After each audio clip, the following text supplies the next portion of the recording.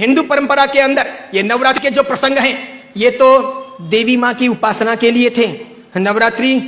पवित्रतम रात्रियां कही जाती है, पवित्रतम दिन कहे जाते हैं। यह आसो जो चैत्र महीने में आती है, ये साधना के लिए, मंत्र साधनाओं के लिए, ब्रह्मचर्य के लिए, सत्व को प्राप्त करने के लिए, इष्ट की सिद्धि के लिए, अंतरतम की शक्तियों को जगाने के लिए, कुछ अच्छा हासिल करने के लिए होती हैं। समझदार हिंदू और समझदार जैन श्रावक श्राविका और समझदार हिंदू और समझदार जैन साधु संत इन दिनों में साधना में बैठते हैं, मौन रहते हैं, ब्रह्मचर्य का परिपालन करते हैं और आगे बढ़कर के शक्तियों को साधते हैं। उस जमाने में देवी माता की आरती करना, घट स्थापना करना, देवी माता को रिझाना और पुरुष एक तरफ, महिला एक तरफ, महिलाओं की जगह में, पुरुष की जगह में, देवी माता को बीच में रख करके मात्र उनके हाथ से गरबे लें और इस प्रकार उनकी भक्ति करें। यह परंपरा थी नवरात्रि की। उसके बाद में मात्र गुजराती स्टाइल में डांडिया आए थे, तो बहनें बहनों में खेलती, बीच में देवी मां की स्थापना की जाती, पुरुष में खेलते और इस प्रकार नौरते रखते, नवरात्रि पालते, खान पान का ध्यान रखते। उन दिनों में कोई शराब नहीं पीता, गुटखे नहीं खाता, चाय तक नहीं पीता, व्यसन नहीं करता, अलग अलग शयन करते, पति पत्नी अलग अलग रहते, ब्रह्मचर्य की साधना करते, संपर्क नहीं करते, शुद्धता प्राप्त करते और इतने सारे भोग विलास की जिंदगी के बीच में, इतने सारे विषय वासनाओं के बीच में कोशिश करते कि कुछ दिन पवित्रता के साथ बिताएं ताकि देवी माताओं के सानिध्य प्राप्त करके हम शक्ति संपन्न बन सके, उनके आशीर्वाद अपनी जिंदगी में फल सकें। गरबे गई, फिर डिस्को आया, नाना प्रकार के धुनें आई, नाना प्रकार के गायक आए, कई कंपनियां, कई संस्थाएं इसमें कूदी, कई सारे लोगों ने धन कमाना शुरू किया, छोटे बड़े ये डांडियों के अलग अलग कार्यक्रम होने लगे, सब लोग ललचाने लगे। देवी मां एक तरफ रह गई, देवी की साधना एक तरफ रह गई, नवरात्रि की पवित्रता एक तरफ रह गई, घट स्थापना एक तरफ रह गई, गरबे लेने का भाव एक तरफ रह गया, आरती और देवी मां को रिझाना, मातृ शक्तियों को प्रेरित करना, ये सब एक तरफ रह गया। आज डांडिये खेलने वालों में से किसको पता है कि साधना क्या है, ब्रह्मचर्य क्या है,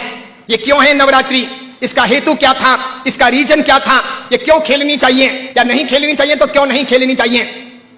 मेरा ही नहीं, भारत के कई सारे अखबारों का, कई सारे समाजविदों का, कई सारी अन्य सामाजिक संस्थाओं का ये सर्वे वर्षों से रहा है, समय समय पर किया जाता रहा है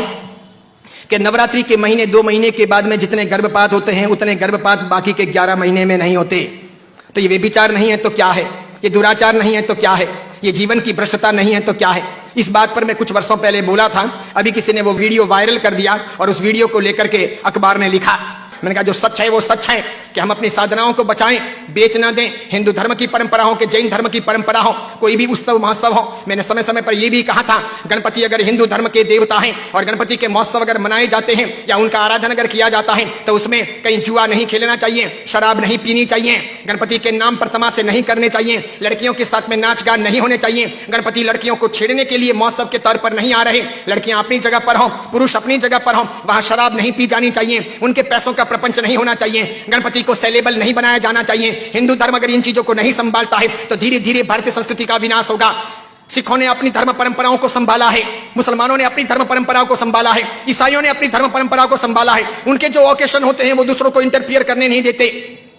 वो उसमें घालमेल नहीं करते। हिंदू और जैनों को इस बारे में सावधानी रखनी आवश्यक है। कल ऐसा ना हो जाए कि पर्युषण महापर्व के दिन आए या राखा तीज का दिन आए या कार्तिक पूर्णिमा का दिन आए और कोई उसे किसी प्रतिष्ठान के नाम पर प्रोजेक्ट कर ले कि चलो अब महोत्सव को इस प्रकार मनाएंगे, उस प्रकार मनाएंगे, तो 25 साल 50 साल के बाद में ऐसा हो सकता है कि हमारी होली की आराधना या हमारे पर्युषण महापर्व की आराधना का रूप रंग बदल जाए।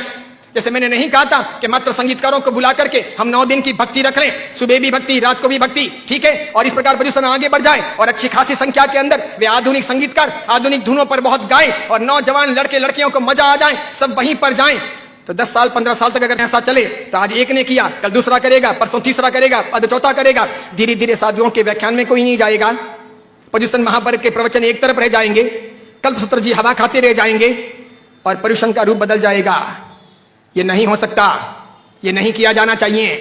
मैं इसलिए कह रहा हूं कि मेरी जिंदगी तो बहुत छोटी है, मैं तो कल दुनिया से चला जाऊंगा, लेकिन भगवान के शासन की परंपराएं नहीं मरनी चाहिए, हमें उन्हें जिलानी होगी। हमारे बच्चों को ये पता नहीं, उनको तो क्या है, नाचना गाना कूदना घूमना फिरना अच्छा लगता है, उन्हें सामाजिक प्रतिक्रमण ना अच्छे लगे,